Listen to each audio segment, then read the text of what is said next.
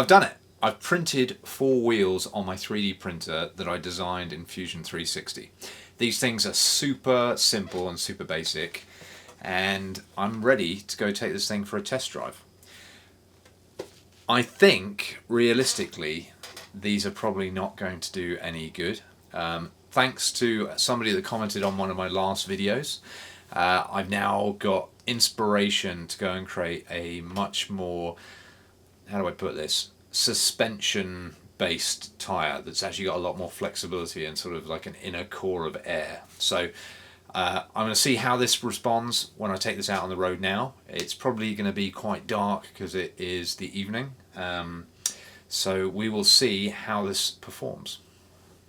Stay tuned.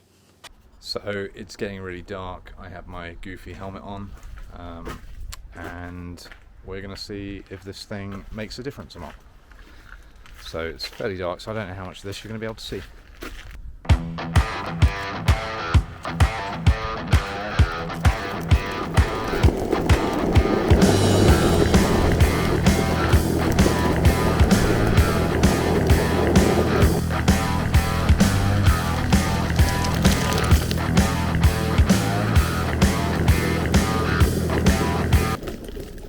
So maybe it's a little bit better. It's still, I think we can refine this more. I mean, it's a little bit softer, which is pretty good. I mean, I'm able to travel quite reasonably. The road is quite rough. I would say if I got caught in a big stone, I'm coming off this board. No questions asked. The wheels have stayed on. They've not slipped so far. We can inspect this in a bit more detail in a minute. Okay, first outing out with these skateboard sleeves, these cloud wheel sleeves that I've created. First observations were they weren't perfect. I definitely need to create more of a sponge effect in the wheel, and I'm going to go off and do some research based on some of the comments that somebody else put in one of the chats with something to link to somebody called Dr. E. So I'm going to look at those.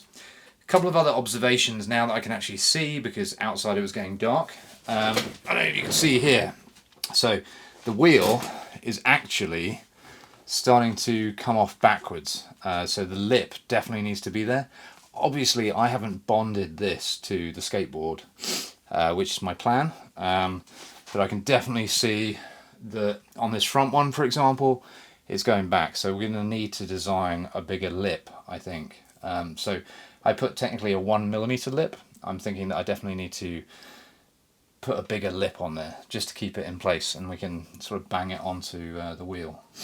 But yeah, I think back to the drawing board and back to designing a better wheel with more sponge. But I think in conclusion, I've learnt how not to build a wheel sleeve, or the first lesson in not building a wheel sleeve. So join me on the next one where I try out a different design and take you through the process of building that.